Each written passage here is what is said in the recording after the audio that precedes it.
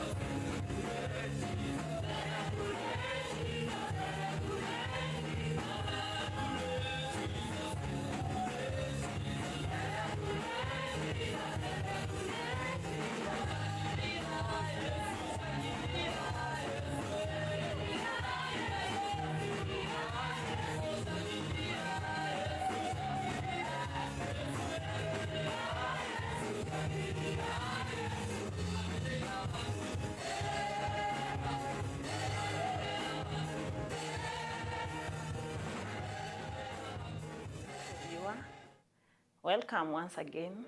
This is Faith Family Chapel and you're welcome to our broadcast. My name is Esther Murori and I thank God for this opportunity. It is a privilege, it's an honor, and to God be all the glory, to God be all the honor. Let's start with thanksgiving. Our Father, our God, we are grateful, we honor you. Thank you for the life that you've given us, Lord, and thank you for even this broadcast. Lord, your word is life, your word is spirit. Lord, I pray that you penetrate our inner being, penetrate our spirit man to hear your word, and not just to hear, but to be a doer. We thank you and we honor you because of these things that have been written in the word of God, that Lord, we may know. Father God, may you teach us through what is already written, and also may you inspire us through the spoken word. We thank you and we honor you. In Jesus' name we pray and believe. Amen. So welcome, viewer, once again. Today our topic is free indeed. I'm free indeed. Hallelujah. Everyone that is born of God has freedom in Christ Jesus. And there are some people who have not given their lives to Christ because they fear they are not able to. So that fear is a slavery, is a form of slavery. They are slaves to fear. Fearing that if one gets born again, and maybe because of their lifestyle, they feel they cannot be able to live the life of salvation. But you are free indeed. Christ already paid for you. Christ has already set you free. All that he wants is you accepting the freedom. The freedom has already been purchased. So accept the freedom and you will realize how wonderful life in Christ is.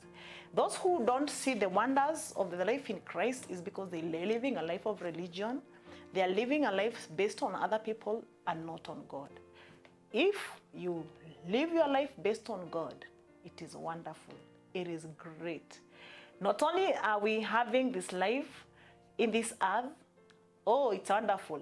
Those who love watching drama, those who love watching things on the outside, just walk out and watch the universe. Go out there and go to maybe to the NASA page and see how they're describing the universe, or the beauty on the universe, and you see the beauty of our Lord. And you enjoy this life. Who is the universe created for? It's for you to see the goodness of God, to worship as you see how great he is, how great our God is, how diverse the universe is, how wonderful our God is. And then after that you connect to God and you're like, how great this God is, and now I'm connected to him. Imagine how great it is. Don't we love when we are associated with people who are great? Don't we love it when you're associated with people who have some reputation? Who can doubt the reputation of God? Who can doubt the works of God?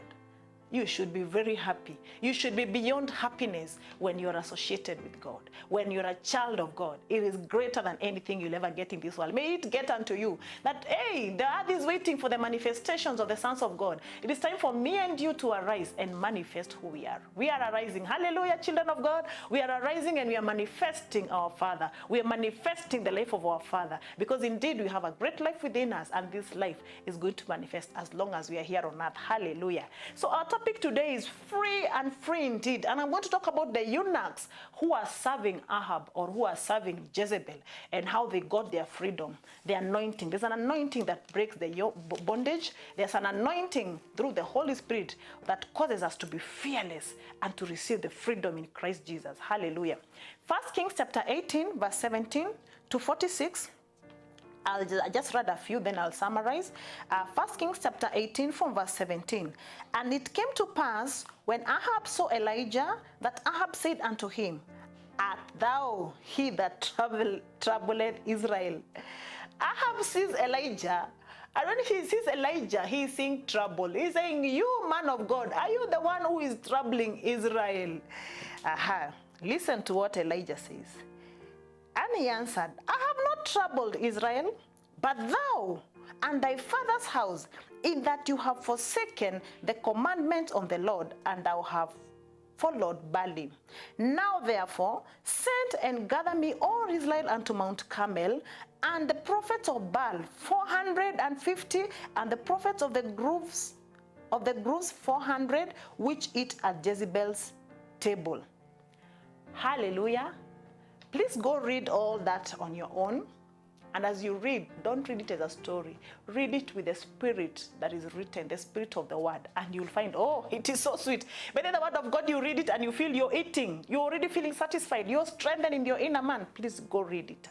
So this is a story, or this is the word of God concerning what happened in Mount Carmel. There was a challenge, which I call a revival in Mount Carmel. When the prophet of Baal went to the mountain, and Elijah also came to the mountain, we are told they agreed that the God who answers by fire is a God we shall worship. So if God is the one who answers by fire, then we shall worship him. If it is Baal, oh, imagine that is Elijah, a man of God, saying that. Then if it is Baal, he had no doubt that God answers by fire. And he had confidence in he who answers. And he knew God will answer by fire. And we are told that the prophets of Baal spent a whole day. So he told Elijah was not in a hurry. He told them, take the seat, start. And they started, they tried. We are told even they cut themselves. The whole day they were trying. They called Baal, and Elijah was saying, maybe he's asleep. Wake him up. Maybe he has gone to a journey. Bring him back. Do something, do something. And the whole day, they spent a whole day. In the evening, when time of sacrifice came, Elijah repaired the altar. Let us repair the altar of God. This Baal, all these people have messed with the altar. Let us repair. There's a repairing of the altar that the Lord is even doing currently.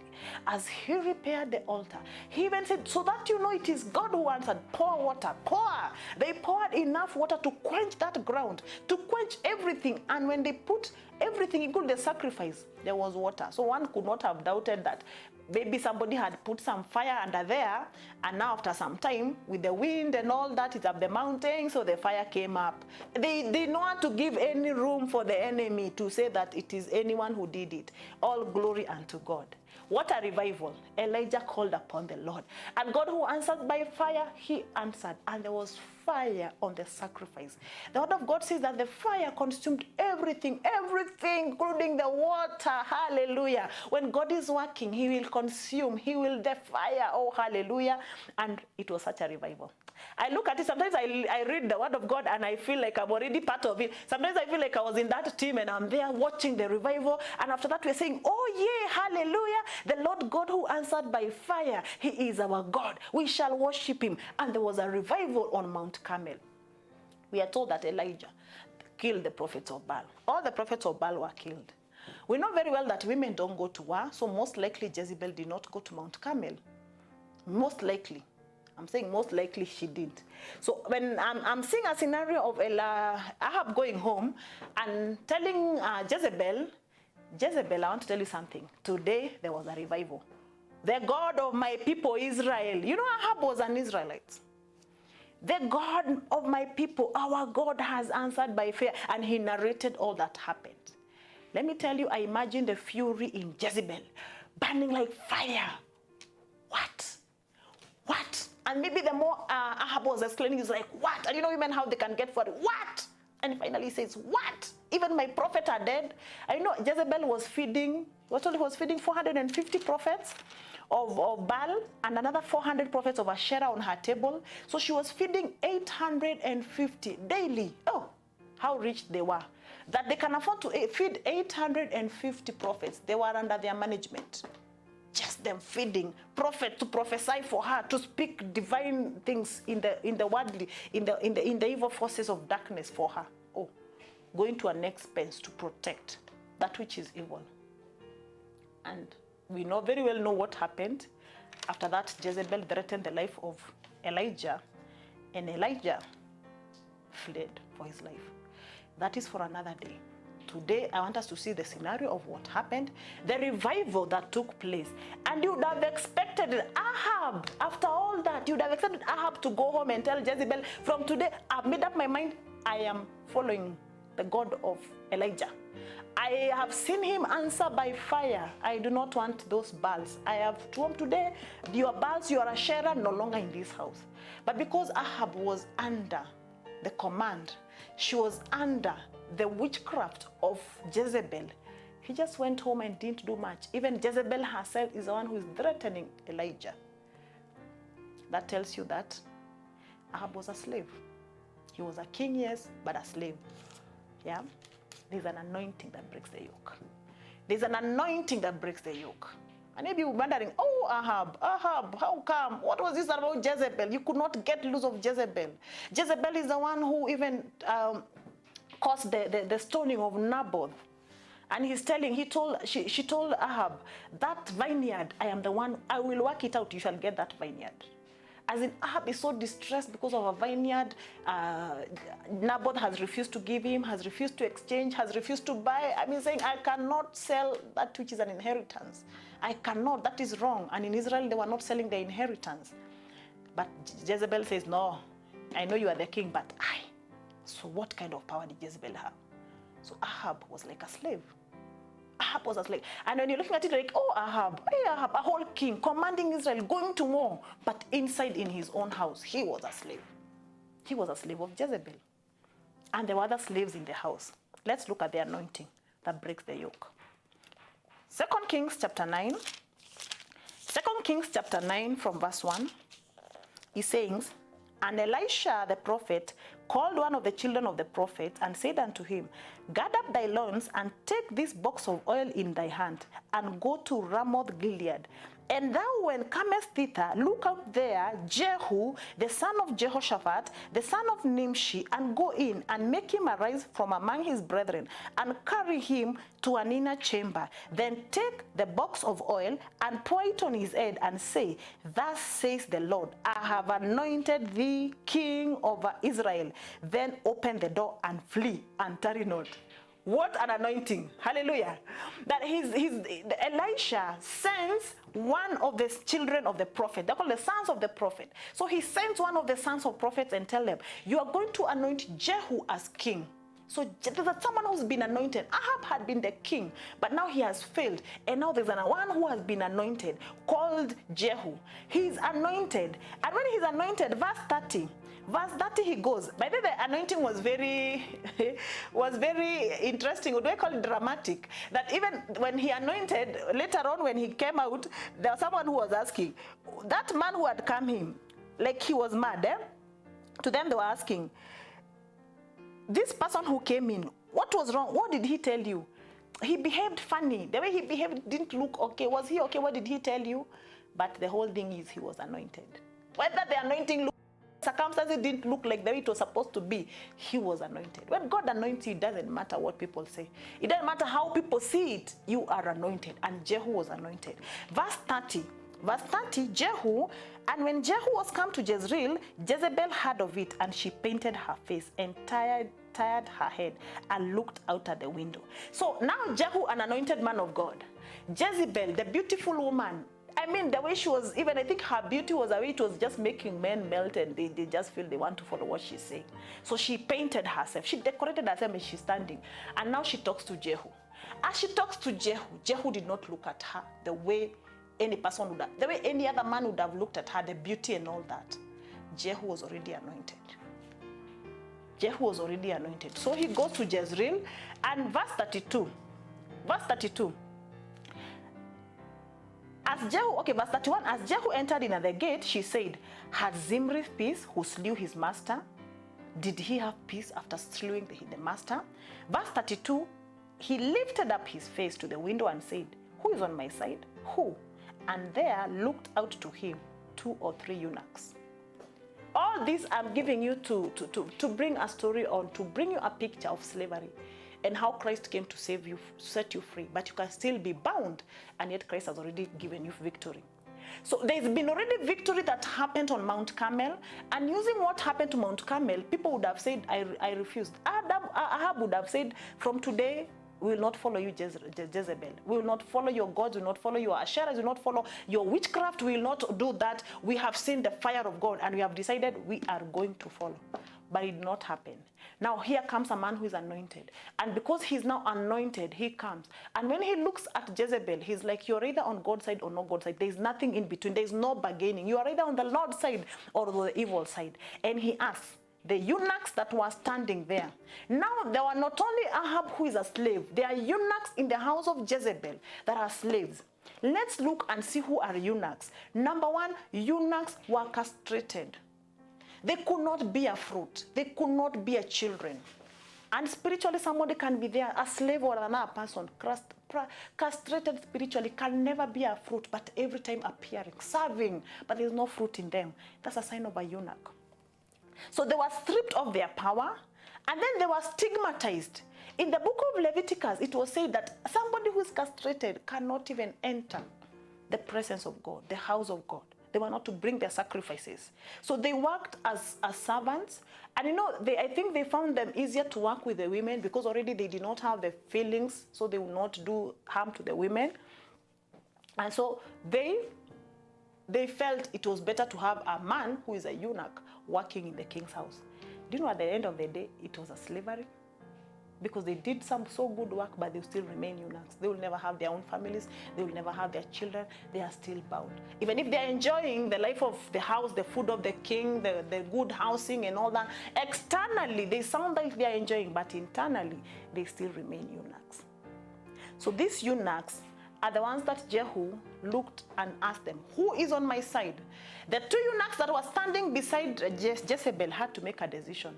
They have to decide now, we are either on Jezebel's side or we are on Jehu's side. And I'm so sure they remembered what happened in Mount Carmel. They remember the revival and how God answered by fire. And now they had to make a decision. Look at them deciding and remembering the fire of God, and also remembering how Jezebel had power. By the way, Jezebel had power, and they knew it. Number one, Jezebel was able to feed 850 prophets daily. And they are her prophets, prophesying. Hey, right now, if you have even 10 people just serving you and just prophesying for you and just, oh, how wonderful that can be. Now she has 850, her own prophets. She is the one who even killed the prophets of God. Even she had the guts that she had her own wicked powers and killed the prophets of God. As we are told in 1 Kings chapter 18, verse 4. We are also reminded how she helped Naboth, how she helped Ahab to take away Naboth's vineyard. So even these eunuchs knew Ahab had some control. I mean, Jezebel had some control on Ahab. So they knew even the king of Israel, Jezebel has her spell on him. That she says things and the king does. And now they had to make a decision. Yet it is true, Jezebel is powerful. Yet it's true, Jezebel is influential. And you know, Jezebel is a spirit, so influential, so holding on. So, I mean, like someone is almost not having a grip out of what they aren't. And the eunuchs had to make a decision. Who is on my side? Asked Jehu. You know what the eunuchs did? They are the ones who dropped Jezebel off. And we are told later on how Jezebel died. They dropped her off, and she fell down there, and her body was even eaten by dogs. such that by the time they're going to look at it, there were just some few bones left there. Imagine Jezebel, so powerful. Jezebel who controlled the king of Israel. Jezebel who controlled so much eunuchs. The people who would have not been taken to be the ones to do it. It is not Jehu who killed Jezebel, but Jehu was anointed. The anointing upon Jehu is the one that caused these eunuchs to be able to obey the word of God. And let me tell you, there is an anointing upon the word of God that will cause you, in that situation that you are, feeling like you're a slavery. Some people are a slavery to money. That because somebody is in a certain relationship because of money and is slavery, they cannot get saved. Because when they get saved, mimi ni mpango, how will I survive? That is slavery. Worse than these eunuchs. Yeah? The way that someone is living finds, how would I go on the Lord's side? That is slavery. Christ came to set you free. You need to arise just like these two eunuchs. They made up their mind that this time round, we are standing for the God of Israel. This time round, we are standing for God who answered by fire upon Mount Carmel. You know the works of God. You know what God has been doing. And even not that, in your heart, there is a seed of God telling you, without God, you are not full. And you know it. You have no doubt. When you sleep in your bed, you hear the voices of God. You hear the love of God in your heart. You feel something telling you there is something not complete in you. Why? You are a slave. Today, you can choose to get out of slavery. Today you can choose to get out of that slavery and accept Christ to be your Lord. And those things that you're feeling, but then you might be surprised. That thing that is holding you and you're thinking it's so great. When the yoke is broken, you realize it was far much greater. Oh, you had a lot of greatness minus that which is binding you. Isaiah chapter 61 verse 1. The Spirit of the Lord is upon me because the Lord has anointed me to preach good tidings unto the meek. He has sent me to bind up the brokenhearted, to proclaim liberty to the captives. Hallelujah. An opening of the prisons to them that are bound. My dear viewer, are you bound? How do you know that you're bound? When anything stands between you and God and you're not able to follow God wholly, you're not able to give your heart fully to God because of that thing, you're bound. Anything that cannot make you to go all the way with God, that is captivity. That is a prison, and you need to get out of that prison. You need sometimes it's acknowledging and saying, indeed, I've been living a lie. Indeed, I've been pretending and I want to come out clean. And you find your freedom. And now you can be yourself. You can be what Christ has called you to be. Freedom. The anointing. There's an anointing. Jesus Christ said, the Spirit of God is upon me, the words of Christ. And if you accept Christ in your heart, He comes with His anointing. He comes with the Spirit of God and He helps you to break those chains. Chains that have held you down. Chains that have made you feel that you're a victim of circumstances. Chains that have held you, you're an eunuch, not productive. You're there to serve the King. After all, life happens. Life happens. What do I do? Let life flow. My dear, it's not life flowing. It's the life of Christ working in you and helping you to live this life. When you just say, liwe liwalo, you're giving up, that is already captivity. Please come out of that prison. Make up your mind. Like those eunuchs that made up their mind and said, this one has to go. And they're the ones who dropped. It took courage. I mean, this Jezebel that was untouchable. How would they, imagine the courage they had just to drop. And you know, God made it so easy. When you purpose and make up your mind, God will make things possible for you. And you'll cast that which has bound you. You'll cast that which has held you so much and has made you a captivity. And you find freedom. Imagine the freedom that Israel celebrated after realizing Jezebel, with all her sorceries, with all her witchcraft, with all her idol worship, that finally they are free from Jezebel. I'm so sure there were many others that were affected. They're rejoicing. Let me tell you, your freedom, other people rejoices. There are those that are bound by alcoholism. All the monies are going to alcoholism. That's a prisoner. That's a prisoner. Christ has come to set you free. Accept Christ and let Christ work in you. You know, there's some people who just want, first of all, I want to stop drinking so that I can accept Christ. Please, accept Christ. Let Him work. Him in you work out whatever is affecting. That desire for alcoholism, that desire for whichever way you're wasting your money, you're wasting your time.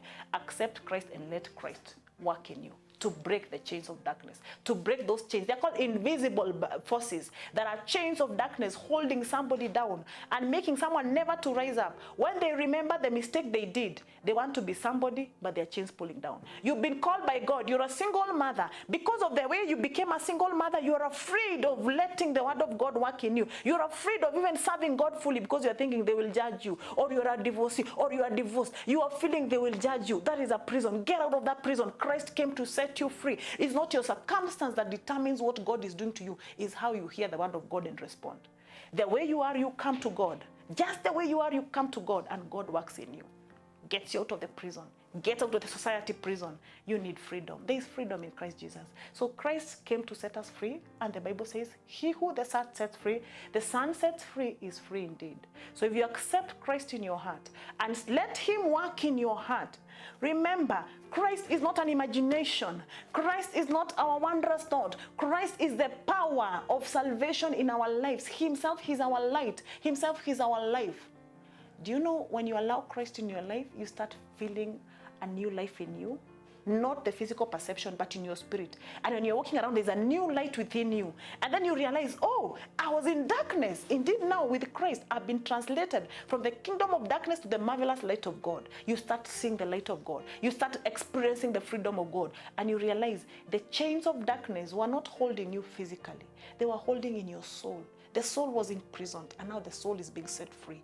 Oh, that's what Christ came to do. He came to set you free. Won't you accept him today? That his life in you, working in you, making you whole. If you want to accept Christ, please say this after me.